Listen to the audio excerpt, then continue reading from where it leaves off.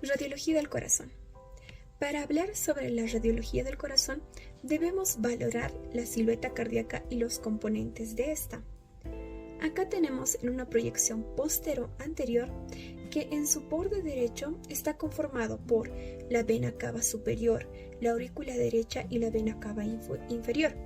Y en su borde izquierdo tenemos que está conformado por el botón aórtico, el tronco de la arteria pulmonar y el ventrículo izquierdo.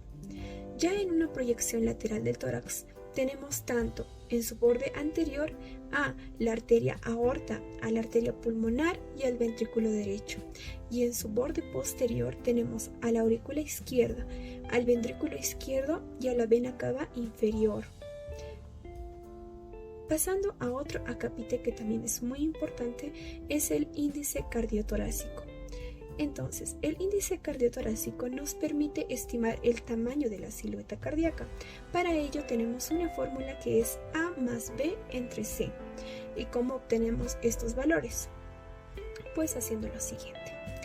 Primero, debemos trazar una línea vertical guiándonos con las apófisis espinosas de la columna vertebral. Después conseguimos la A, el valor de A. Entonces, el valor de A es una línea horizontal que parte desde la línea vertical hasta la parte más sobresaliente del borde cardíaco derecho. Y la B es la línea media, es desde la línea media hasta la parte más sobresaliente del borde cardíaco izquierdo. Y por último tenemos a la C, que es el diámetro transverso mayor del tórax, que este es desde el borde interno de una costilla hasta el borde interno de otra. Y es así que podemos obtener estos valores.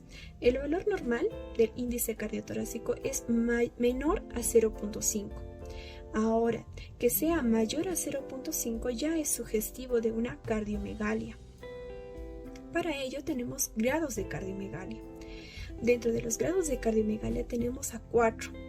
El grado 1 nos indica que el índice cardiotorácico debe ser de 0.51 a 0.55, el grado 2 de 0.56 a 0.60, el grado 3 de 0.61 a 0.65 y por último tenemos el grado 4 que es mayor a 0.65.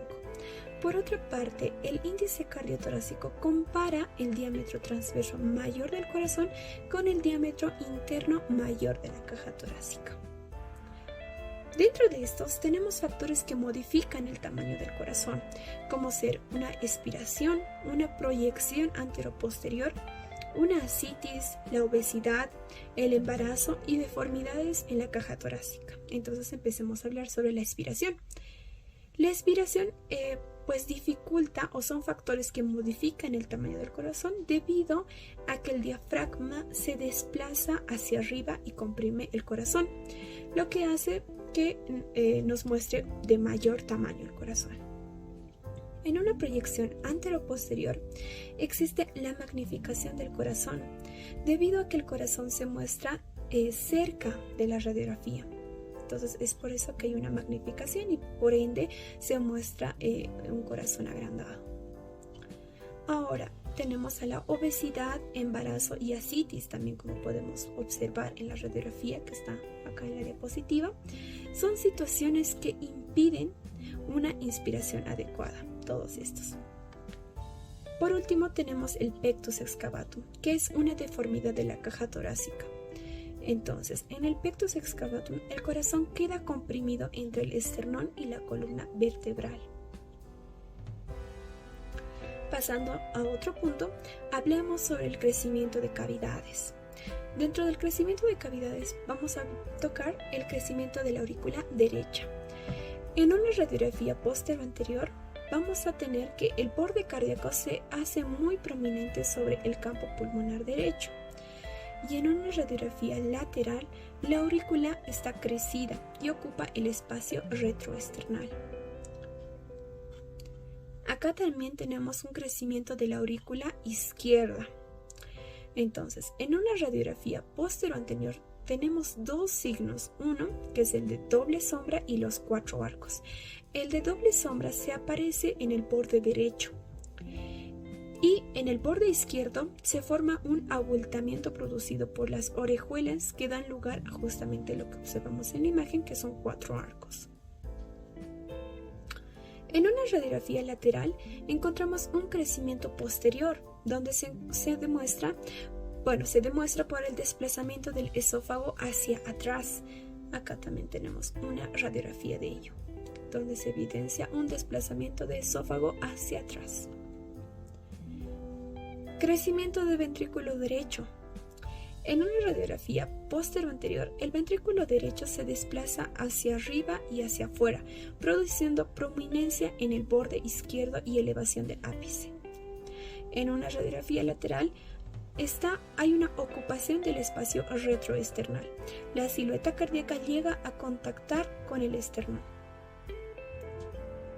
Ahora tenemos el crecimiento del ventrículo izquierdo. Entonces, en esta podemos observar en una radiografía posterior-anterior que va a haber una prominencia exagerada del arco inferior izquierdo. El ápice se dirige hacia abajo y ahí estamos observando la imagen, ¿no? Que el ápex se dirige hacia abajo.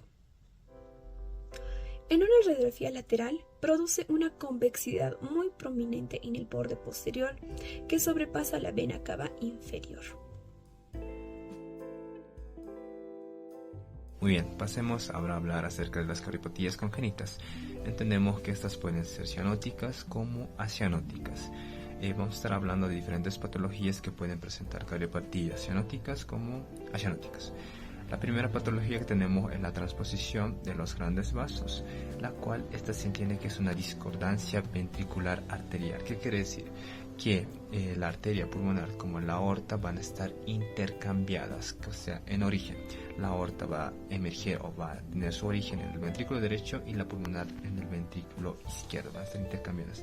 Entonces, en la placa radiográfica lo que vamos a observar es una cardiomegalia, un agrandamiento, ¿no?, de la silueta cardíaca y el clásico signo del corazón en forma oval o en forma de huevo. Esto sucede en el 50% de los casos. También se va a presentar una estrechez, ¿no?, del ventrículo vascular superior, como se observa en la placa. La siguiente patología que tenemos es la tetralogía de Fallot, la cual también es una patología cianótica. La tetralogía de Fallot se caracteriza por presentar 4 anormalidades a nivel del corazón.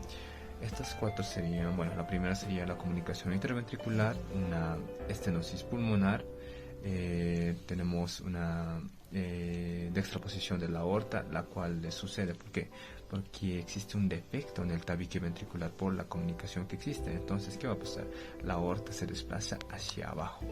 Entonces, por lo tanto, se presenta esto, ¿no? Después tenemos, por último, lo que sería la hipertrofia ventricular derecha. En la placa radiográfica lo que vamos a observar es el clásico signo del zapato sueco, ¿no?, el corazón en bota. Ahora, por el agrandamiento del ventrículo derecho vamos a observar que la punta o el ápex cardíaco va a estar elevado hacia arriba y a la izquierda. Y en el crecimiento ventricular izquierdo va a estar hacia abajo, pero en este caso, como hay un crecimiento ventricular derecho, va a estar hacia arriba. En la siguiente tenemos lo que es el drenaje venoso anómalo. ¿Qué es el drenaje venoso anómalo? No es nada más que una malformación, ¿no?, de las venas pulmonares en la llegada, ¿no?, que deberían tener a la aurícula izquierda.